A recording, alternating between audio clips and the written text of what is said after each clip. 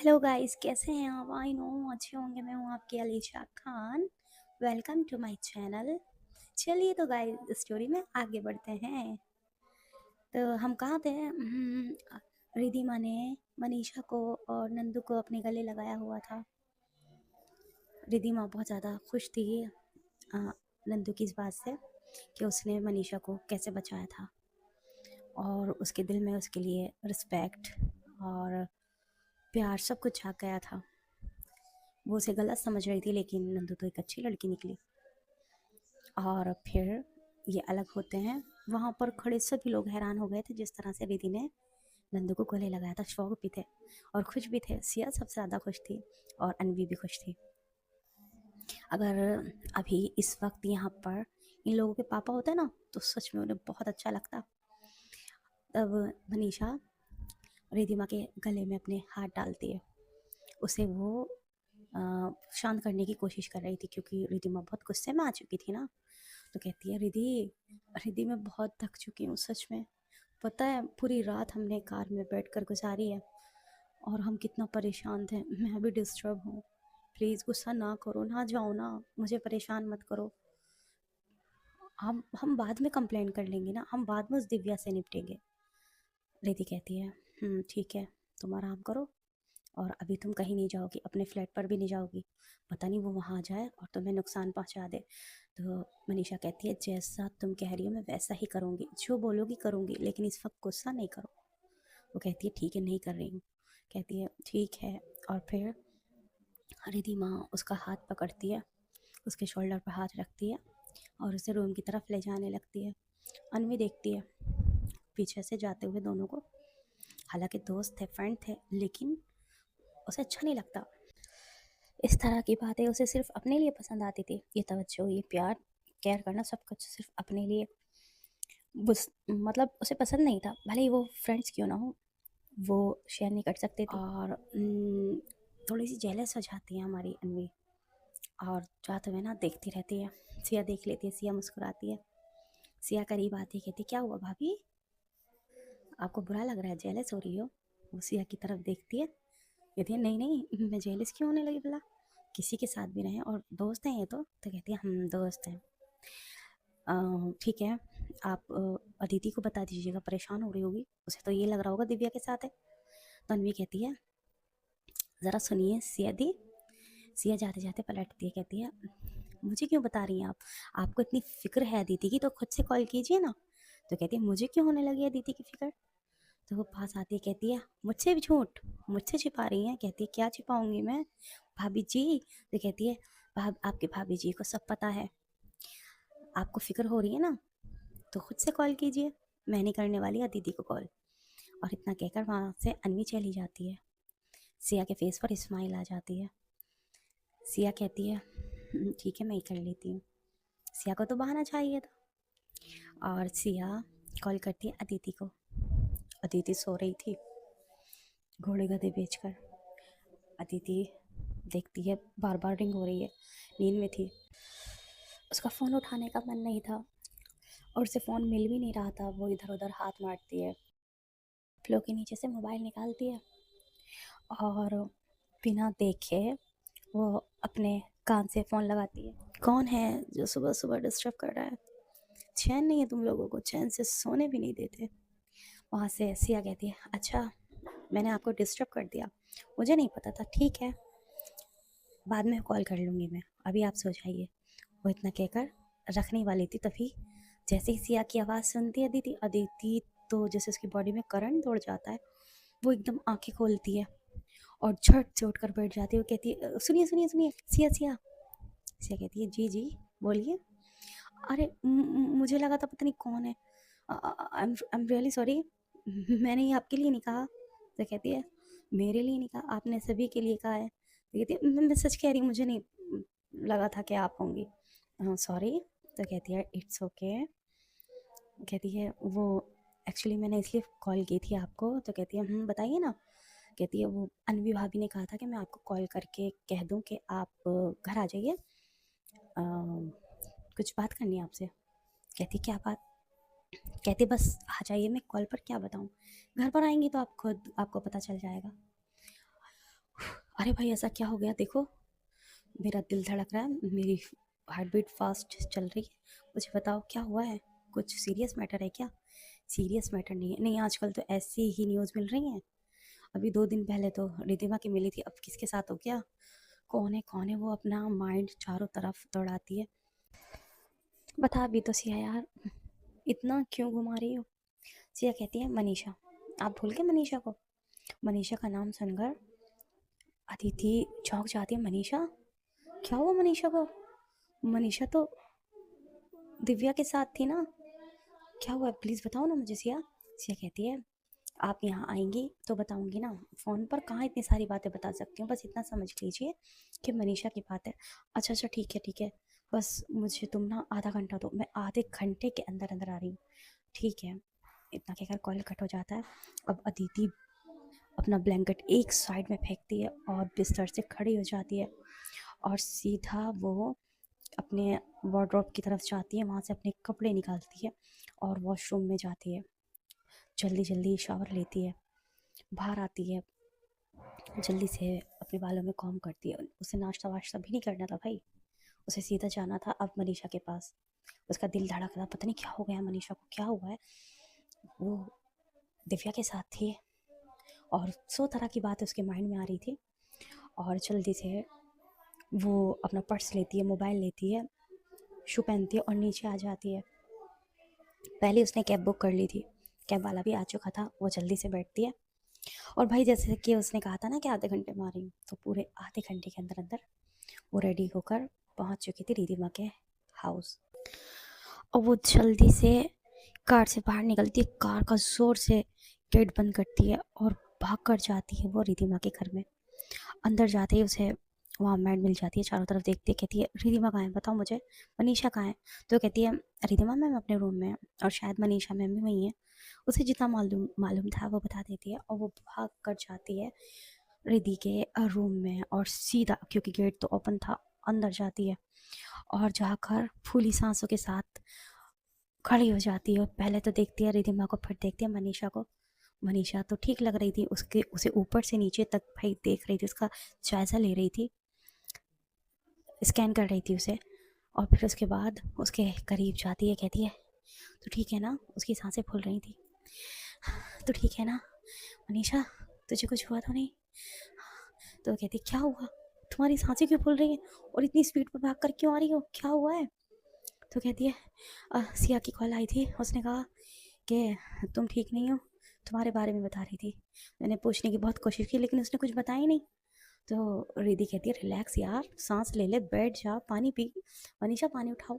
मनीषा की साइड में पानी रखा होता, मनीषा पानी का ग्लास उठाती है और अदिति को देती है। अदिति एक सांस में पी जाती है और फिर कहती है अरे यार ये खातिर बातिर बाद में करना, पहले मुझे बात बताओ हुआ क्या है, तुम गई थी, क्या हुआ, क्या दिव्या कहाँ है, कुछ हुआ भी है? मैं यार मैं सोचूं भी तो क्या सोचूं, तुम खुद ही मेरी प्रॉब्लम सॉल्व कर दो, मुझे बता दो यार।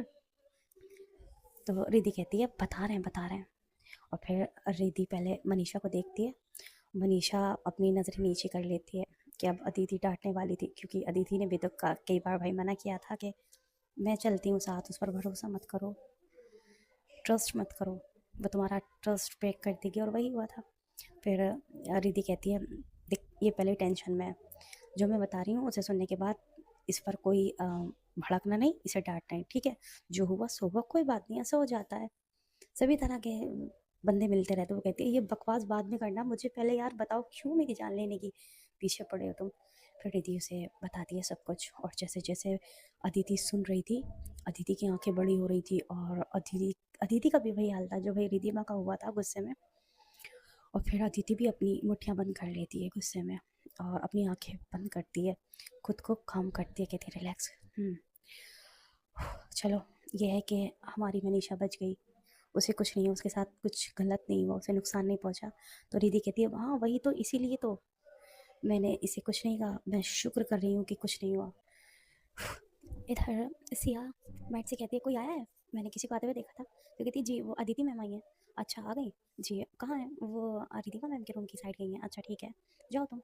और फिर सिया मुस्कुराते हुए किचन में आ जाती है और इन लोगों के लिए ब्रेकफास्ट रेडी करती है, क्योंकि थोड़ा बहुत ही रिधिमा ने खाया था, गुस्सा करने लगी थी। और भाई वो ना अदिति के लिए ब्रेकफास्ट रेडी करती है, क्योंकि उसे पता था कि ऐसी ही आ गई होगी। जब उसने बताया था तो वो सो रही थी, तो नाश्ता तो क्या नहीं होगा। वो ये सोचते हुए नाश्ता बनाती है, ट्रे में रखती है, और फिर वो आती है रिधिमा के रूम के बाहर और नॉक करती है। रिधि कहती है आ जाओ अंदर, कौन है? वो कहती है मैं हूँ सिया। आ जाओ ना सिया, नॉक क्यों करी हो? बिना नॉक किए आ जाओ। ठीक है। और वो अंदर आती है, कहती है रिधि आपने नाश्ता नहीं किया। हालांकि लाई थी अदिति के लिए, लेकिन रिधि को कह रही थी गुस्सा करने के चक्कर में नाश्ता भी नहीं किया, और ना ही मनीषा तुमने किया, आ जाओ नाश्ता कर लो। मनीषा कहती नहीं मेरा मन नहीं है सच में कुछ भी खाने का। और सिया नंदू कहाँ है? नंदू ने भी तो नाश्ता नहीं किया। तो कहती है हाँ नंदू तो अपने रूम में चली गई है, शायद वो भी सो रही है। अच्छा सो गई? नहीं मुझे नहीं पता, बस मैंने उसे अपने रूम में जाते हुए देखा था। कहो तो देख कर हूँ। नहीं नहीं रहने दीजिए, आइए ना आप यहाँ बैठिए। और वो कहती है हाँ हाँ ठीक है बैठ जाती हूँ। फिर वो रिधि से कहती है रिधि नाश्ता कर लो ना। वो दोनों से कह रही थी, लेकिन उसने अदिति को नहीं कहा था, उसे शर्म आ रही थी कहते हुए। और अदिति देखती है मुझे नहीं कह रही, अदिति थोड़ा सा सैड हो जाती है और रूठ भी जाती है कि मैं भी तो नाश्ता करके नहीं आई, कैसे पता नहीं होगा कि मैं कितनी जल्दबाजी में आई हूँ। छोटू मुँह ही कहती थी मुझे नहीं कहा। और फिर वो सिया की तरफ नहीं देखती, बस रिधिमा की तरफ देखकर बात करने लगती है। वो सिर्फ रिधिमा से बात कर रही थी। मनीषा खामोशी से बैठी हुई इनकी बातें सुन रही थी। उसकी गोदी में कुशन था और उसने टेक लगाई हुई थी, आराम भी कर रही थी। और सिया भी उनकी बातें सुन रही थी। सिया फिर से कहती है उसे ये था कि जल्दी से अदिति नाश्ता कर ले, ब्रेकफास्ट कर ले, क्योंकि वो भूखी आई होगी ना। तो कहती है रिधिमा खाइए ना, ठंडा हो रहा है नाश्ता। तो रिधि कहती है मन तो है नहीं, अब तुम इतने प्यार से लेकर आई हो, चलो खा ही लेती हूँ। और वो बाइट लेती खाने लगती है और इशारा करती है मनीषा को भी और अदिति को भी। मनीषा कहती है नहीं मेरा मन नहीं है। अदिति से कहती है खाओ ना। अदिति कहती है नहीं मुझे नहीं खाना। तो रिधिमा कहती है क्यों तू नाश्ता खा के आई है क्या? तो कहती है नहीं। कहती है फिर जब नहीं कर पाई तो खा। कहती है तुम्हें कहा है ना, मुझे तो नहीं, मेरे लिए थोड़ी ना लाया गया है ये नाश्ता। और किसके लिए लाया गया है भाई? जब नाश्ता आया है तो सभी करेंगे ना। हाँ मुझे नहीं कहा गया, तुम्हें तो कहा गया। तो उसकी बात सुनकर सिया एकदम से अपनी पलकें उठाकर देखती है हैरान नज़रों से। रूठी रूठी सी अदिति कह रही थी, और फिर से याद आता है हाँ मैंने नाम नहीं लिया, ओ तो बुरा मान गई, रूठ गई है। और फिर उसके होठों पर स्माइल आ जाती है। अच्छा तो इसलिए नहीं खा रही है? तो वो कहती है अदिति नाश्ता कर लीजिए। तो कहती है जी नहीं मुझे नहीं करना। कहती है प्लीज़ कर लीजिए ना, मैं तो सबके लिए लेकर आई हूँ। तो कहती है हाँ तो मनीषा का भी नाम लिया तुमने और रिधिमा का भी, मेरा नाम तो नहीं लिया। तो कहती है मैं भूल गई। वो भूली नहीं थी, उसे शर्म आ रही थी। तो कहती है भूल गई तो बस भूल गई, ठीक है।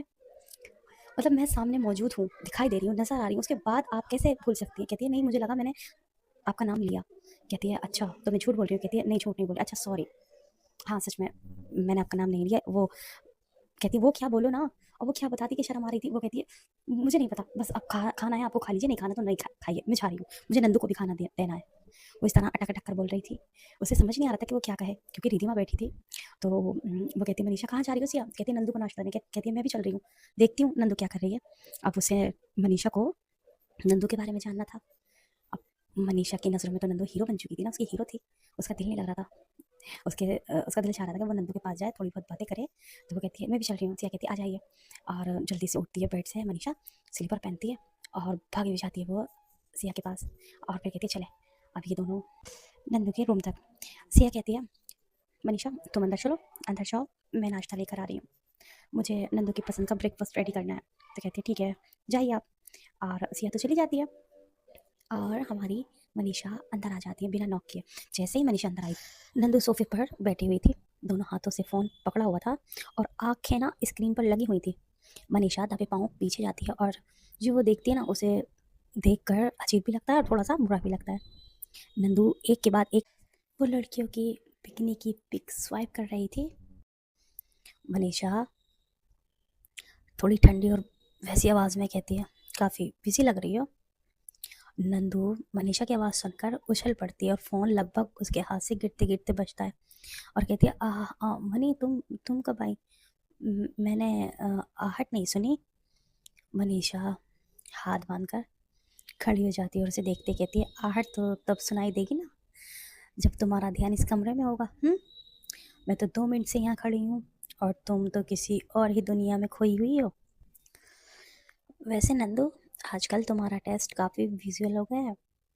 नंदू मनीषा की बात सुनकर हड़बड़ाकर फ़ोन लॉक कर देती है और कहती है हाँ क्या मतलब? मनीषा नज़रें चुरा कर कहती है, नहीं वो तुम अभी जो फ़ोटो देख रही थी ना, मतलब काफ़ी अलग थी।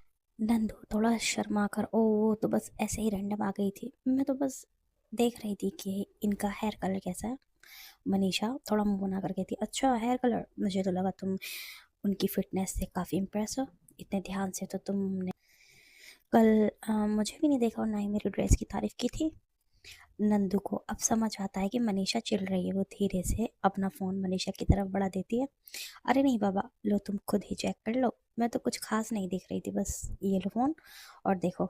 यकीन नहीं आ रहा तो मनीषा फ़ोन को देखती है और फिर कहती है, मैं क्यों देखूं, मुझे कोई परवाह नहीं है तुम क्या देखती हो, तुम सिर्फ दोस्त है, हम सिर्फ दोस्त हैं, मतलब अच्छे दोस्त, मुझे कोई हक नहीं बनता।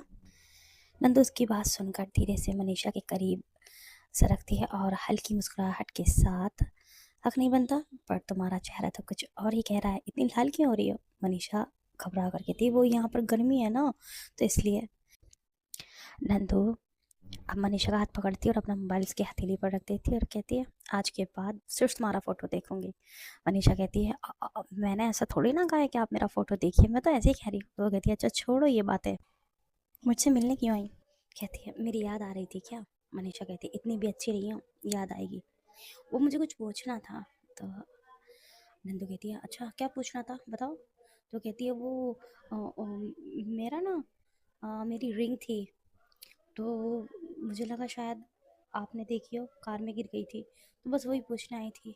मेरी बहुत खास रिंग है वो, स्पेशल रिंग है, मुझे रिद्धि ने दी थी। तो कहती है, क्या सच में। कहती है, हाँ सच में। तो कहती है, अच्छा। और फिर वो मुस्कुराते हुए कुछ सोचती है और सोचकर वो जो उसने कपड़े अभी उतारे थे उसकी पॉकेट में हाथ डालती है और फिर उसमें से एक ब्रेसलेट निकालती है और वो आगे कर देती है मनीषा के। मनीषा देखती है, मनीषा तो मजाक में कह रही थी, उसे बहाना कुछ नहीं सूझा था, उसने यही बहाना बना दिया था, लेकिन वाकई यहाँ तो उसका ब्रेसलेट नंदू के पास था। वो देखती है उसे, कहती है, हाँ ये तो मेरा ब्रेसलेट है, तुम्हारे पास कैसा आया। तो कहती है, जब तुम वॉशरूम में छिपी हुई थी ना, तो ये मुझे वॉशरूम के बाहर मिला था और मैंने इसी से अंदाज़ा लगाया था कि तुम वॉशरूम के अंदर हो। तो कहती है, फेंक दो इसे। तो कहती, क्यों, क्यों फेंक दो, क्या हुआ, नहीं चाहिए तुम्हें। तो कहती नहीं चाहिए। कहती क्यों। कहती है, बस ऐसे ही, वो बताना नहीं चाहती थी कि ये दिव्या ने दिया है। कहती है, भाई क्या हो गया इसमें, अच्छा खासा तो है, और देखो ये तो गोल्ड का भी है, आजकल तो गोल्ड भी बहुत ज़्यादा महंगा हो गया, क्यों फेंक रही हो, मुझे गरीब को दे दो। और फिर वो खुद रख लेती है, निशानी थी मनीषा की इसलिए उसने लिया था, और वो फिर से अपनी पॉकेट में डाल देती है। अब मनीषा का मूड ऑफ हो गया था और मनीषा उसके बेड पर जाकर बैठ जाती है। तभी मनीषा के मोबाइल पर कॉल आती है। तो नंदू चुप हो जाती है, मनीषा देखती है, अननोन नंबर था। मनीषा हेलो करती है, तो दूसरी साइड बहुत ख़तरनाक लहजे में कहा जाता है, मनीषा तुम इतनी आसानी से मुझसे नहीं बच सकती, तुम्हें क्या लगा मैं तुम्हें छोड़ दूंगी। हम्म, तुम्हें जाने दूंगी, तुम्हें मेरी हर ख्वाहिश पूरी करनी होगी, तुम मेरी हो, मेरा शिकार हो, मैं तुम्हें किसी और का होने नहीं दूंगी। ये सुनकर मनीषा के हाथ पैर कांपने लगते हैं, वो उसके मुंह से तो कुछ निकल ही नहीं रहा था। नंदू देखती है मनीषा इतना डर क्यों रही है। नंदू उसके हाथ से फ़ोन छीन लेती है, थोड़ी सी उसकी बातें सुनती है और बेखौफ और स्वेक वाले अंदाज में कहती है, ए हेलो, कौन बोल रहा है, और ये क्या शिकार शिकार लगा रखा है, कोई फिल्म की शूटिंग चल रही है। दिव्या चौंक जाती है, कहती है, कौन, कौन है, मनीषा को फ़ोन दो। नंदू कहती है हंसते हुए, तेरा बाप। नंदू, और सुन, ये जो तू बिल में घुस कर दहाड़ रही है ना, अगर इतनी हिम्मत है सामने आकर बात कर, ये फ़ोन पर धमकियाँ देना बंद कर, वरना तुम्हारा वो हाल करूँगी ना, ये जो जुनून है ना 2 मिनट में ठंडा कर दूंगी। तो दिव्या उसकी बात सुनकर गुस्से में चिल्लाते हुए कहती है, तुम बीच में मत आओ, तुम्हें पता नहीं है मैं क्या कर सकती हूँ। नंदू कहती है, जो करना है कर लो, पर याद रखना अब मनीषा अकेली नहीं है, अगली बार कॉल किया ना तो शिकार तो पता नहीं, पर तुम्हारी शिकायत ज़रूर पुलिस स्टेशन में पहुंच जाएगी, चल अब रख। नंदू गुस्से में फ़ोन काट देती है और उसका नंबर ब्लॉक कर देती है। मनीषा अभी भी सहमी हुई थी। नंदू उसके पास बैठती है और उसका चेहरा अपने हाथों में लेती है। नंदू कहती है, मनी रिलैक्स, ऐसे लोगों से डरना बंद करो, ये सिर्फ बोलना जानती है, जब तक मैं हूँ वो तुम्हारा बाल विवाह का नहीं कर सकती। अब सीन शिफ्ट करते हैं जिया की साइड। वरुण की और जिया की शादी होने वाली है आज रात। और जिया तैयारी कर रही थी। उसकी फ्रेंड उसके पास बैठी थी, उसकी बेस्ट फ्रेंड। और उसकी बेस्ट फ्रेंड कहती है जिया, जिया कहती है हाँ। वो बहुत सीरियस होकर कहती है जिया मेरी बात ध्यान से सुन, ये सिर्फ एक दिन की बात नहीं है, पूरी ज़िंदगी का सवाल है यार। तू एक ऐसे इंसान के साथ पैरों में बैठने जा रही है जो सही नहीं है। मैंने अपने पापा को ना बात करते सुना था। तो जिया कहती है क्या, क्या बात करते सुना था? वो जो उस लड़की के साथ हादसा हुआ था ना, उसमें गलती वरुण की भी थी। जिया परेशान होते हुए कहती है तू सच कह रही है? क्या वो सब वरुण ने किया है? तो कहती है तो कहती है मुझे लगा वरुण एकदम परफेक्ट है, पर मेरे पास कोई सबूत भी तो नहीं है। अगर मैं सिर्फ सुनी सुनाई बातों पर शादी तोड़ देती हूँ तो सब कुछ बर्बाद हो जाएगा। तो उसकी फ्रेंड कहती है सबूत नहीं है क्योंकि उसने सब दबा दिया, पर वो लड़की जिसने ये सब झेला वो सच जानती है, तो उससे बात क्यों नहीं करती? वही तुझे इस दलदल से बचा सकती है। जिया कहती है मैंने कोशिश की थी, पर वो लड़की डर के मारे कुछ बताती ही नहीं, उसने अपना मुंह बंद कर लिया है। तो उसकी फ्रेंड कहती है देख अभी भी वक्त है, तू चाहे तो अपने लिए स्टैंड ले सकती है।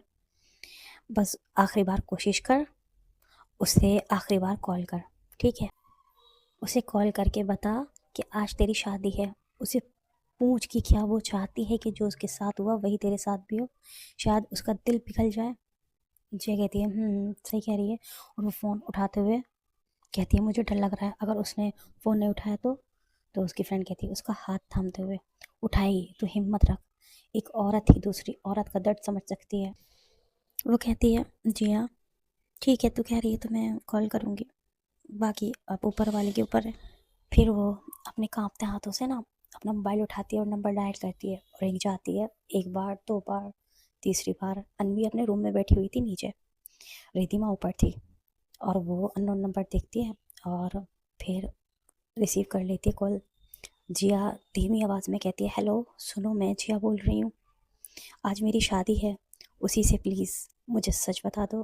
क्या तुम सच में चाहती हो कि मैं उस इंसान के हाथ अपनी ज़िंदगी सौंप दूँ जिसने तुम्हारे साथ गलत किया? प्लीज़ अनवी मेरी मदद करो, मेरी ज़िंदगी बर्बाद होने से बचा लो। तुम्हारे साथ जो हुआ क्या तुम चाहती हो मेरे साथ भी वही हो? दूसरी साइड से सिर्फ सन्नाटा था। अनवी कुछ कह ही नहीं रही थी। हाँ, थोड़ी सी सिसकियों की आवाज़ आ रही थी, शायद अनवी रोने लगी थी। और फिर उसके बाद कॉल कट हो जाता है। जिया अपने कान से ना फ़ोन लगाए हुए अभी भी थी और उसकी फ्रेंड अपना सांस रोककर खड़ी हुई थी। ये लोग बातें सुन रहे थे। अब जब कॉल कट हो गया था, आवाज़ नहीं आ रही थी, तो जिया अपना फ़ोन बेड पर पटकते हुए रोते हुए कहती है देखा, उसने कुछ नहीं कहा, वो डर गई है। अब मेरे पास कोई रास्ता नहीं है, मुझे ये शादी करनी होगी। तो उसकी फ्रेंड कहती है जिया हिम्मत मत हारो, उसका खामोश रहना ही सबसे बड़ा सबूत है। तो वो कहती है क्या फ़र्क पड़ता है इस बात से सबूत है या नहीं है, मुझे शादी करनी ही होगी। इसी तरह से शादी का टाइम हो जाता है और अब जिया को मंडप में ले जाया जाता है। पंडित जी मंत्र पढ़ रहे थे। विहान बहुत ज़्यादा मुस्कुरा रहा था और जिया उसे देख रही थी। जिया को इस वक्त वो जहर लग रहा था, लेकिन उसकी मजबूरी थी, क्या कर सकती थी। और तभी उसका मोबाइल बजने लगता है। वहाँ का जो फूलों की टोकरी थी उसकी फ्रेंड के हाथ में, उसमें उसका फ़ोन रखा हुआ था। तो उसकी फ्रेंड देखती है, कहती है पता नहीं किसका फ़ोन है, देखो। तो वो देखती है तो वो अनवी का फ़ोन था, नंबर था। जिया अपने कांपते हाथों से फ़ोन उठाती है। अनवी रो रही थी और रोते हुए कहती है जिया सुन रही हो, मैं डर गई थी पर अब नहीं। वो लड़का जिसके साथ तुम फेरे लेने जा रही हो वो उन चारों मुजरिमों में से एक है जिसने मेरी ज़िंदगी बर्बाद की थी। वो एक दरिंदा है, उसने मेरे साथ बहुत गलत किया है। अगर तुमने उससे शादी की तो तुम पूरी ज़िंदगी पछताओगी, वो तुम्हें नहीं छोड़ेगा, मत करो ये शादी। जिया के होश उड़ जाते हैं, उसका चेहरा बिल्कुल ना सफ़ेद पड़ जाता है। वो फ़ोन कान से हटाती है और फिर वो देखती है वरुण की तरफ, जो पवित्र अग्नि के सामने बैठा था। जिया की फ्रेंड जिया का फेस देखती है, उसके फेस से लग रहा था कि सच सामने आ गया है। वो कहती है, जिया क्या हुआ, क्या कहा उसने? तो जिया धीरे से खड़ी होती है। उसकी आंखों में अब डर नहीं था, बल्कि अब नफरत थी, और ज़्यादा नफरत। वो अपना गठबंधन जो विहान के पल्लू से बंधा था, एक झटके में खोल देती है। तो विहान कहता है, ये क्या कर रही हो जिया, पागल हो गई हो क्या? पंडित जी मंत्र पढ़ रहे हैं। तो जिया कहती है जोर से चिल्लाते हुए, मंत्र नहीं, तुम अपनी बर्बादी का पाठ पढ़ो। मुझे सब पता चल गया है। तुम चारों में से एक हो ना, जिसने उस मासूम की जिंदगी बर्बाद की है, नर्क बनाई है। पूरे मंडप में ना सन्नाटा छा जाता है, जिस तरह से चीख चीख कर जिया कह रही थी। अब विहान के घर वाले और जिया के पापा सब हैरान रह जाते हैं। तो विहान कहता है हड़बड़ाते हुए, ये क्या बकवास है, कौन बोल रहा है ये सब? ये बकवास नहीं है बेटा, तुम्हारा सच अब सबके सामने आ चुका है। अब जिया के पापा भी बहुत ज़्यादा गुस्सा कर रहे थे, भड़क रहे थे।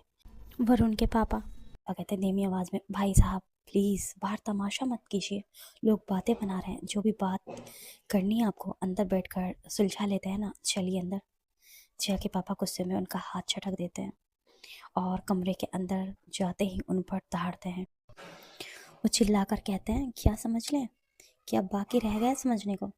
मैंने अपनी बेटी का हाथ एक ऐसे इंसान के हाथ में देने की गलती कर दी जो इंसान के रूप में एक दरिंदा है। तो वरुण के पापा कहते हैं, आप गलत समझ रहे हैं, वो पुरानी बातें लड़कपन में हो जाता है। जिया के पापा बीच में टोकते हुए कहते हैं, लड़कपन? किसी लड़की की इज्जत के साथ खेलना, चार दरिंदों के साथ मिलकर उसकी ज़िंदगी की नरक बनाना तुम्हारे लिए लड़कपन है? शर्म आनी चाहिए तुम्हें। तुमने इतनी बड़ी सच्चाई मुझसे छुपाई। तुम्हें लगा मैं अपनी बेटी को इस गुंडे के साथ भेज दूंगा? इस गुंडे से उसकी शादी कर दूंगा? अब वरुण कब से चुप खड़ा था, वो अपना असली रूप दिखाता है। उसे समझ तो आ गया था कि अभी शादी होने वाली नहीं है। तो वो घूरते हुए कहता है, बहुत हो गया नाटक जिया, तुमने बहुत बड़ी गलती कर दी है। तुम्हें क्या लगता है वो लड़की तुम्हारी मदद करेगी? ऐसा कुछ नहीं होगा, वो तुम्हारी मदद नहीं करेगी। तभी उसकी फ्रेंड उसका कॉलर पकड़ते हुए कहती है, अबे ओए ज़बान संभाल कर, अब तक तो एक दूल्हा था इसलिए छोड़ रखा था, अब तो कुछ नहीं है, चल निकल यहाँ से, वरना ऐसा ना हो कि अभी पुलिस को कॉल करूँ और तू सीधा जेल में नजर आए। तो उसके पापा वरुण के पापा ना हाथ दबाते उसका, कहते हैं चलो यहाँ से चलते हैं, कहीं ऐसा ना हो कि सचमुच में पुलिस को बुला लें। और फिर वो अपने बेटे को खींचते हुए वहाँ से लेकर चले जाते हैं। और भाई इधर रिधिमा और अदिति दोनों मिलकर ना प्लान बना रहे थे कि दिव्या से किस तरह से बदला लेना है और दिव्या को किस तरह फंसाना है, ये वो जो भी बातें थी उनकी वो कर रहे थे। तो फिर वो कहती है अदिति अदिति को अब याद आ रही थी सिया की, चल ना भाभी के पास चलते हैं, भाभी से तो मैं मिली ही नहीं हूँ। तो मनीषा कहती है हाँ ठीक है चलो। और ये लोग आ जाते हैं अनवी के रूम में। अब अनवी तो यहाँ बैठी हुई रो रही थी क्योंकि उसकी जिया से बात हुई थी। और जैसे ही वो किसी की आहट सुनती है कदमों की, जल्दी से अपने आंसू साफ कर लेती है और संभल कर बैठ जाती है। तो देखती है सामने अदिति और मनीषा खड़े थे।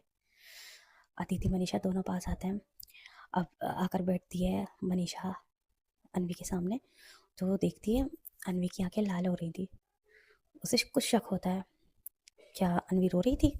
अनवी क्या हुआ, तुम रो रही थी? तो अनवी उसकी बात पर हड़बड़ा जाती है, कहती नहीं तो नहीं, किसने कहा, मैं क्यों रोऊंगी भला। चलिए तो गाइस स्टोरी का करते हैं यहाँ पर एंड, और नेक्स्ट पार्ट में जानते हैं कि आगे क्या होगा। तब तक के लिए बाय बाय, टेक केयर, और ज़रूर से बताइएगा आपको स्टोरी कैसी लगी।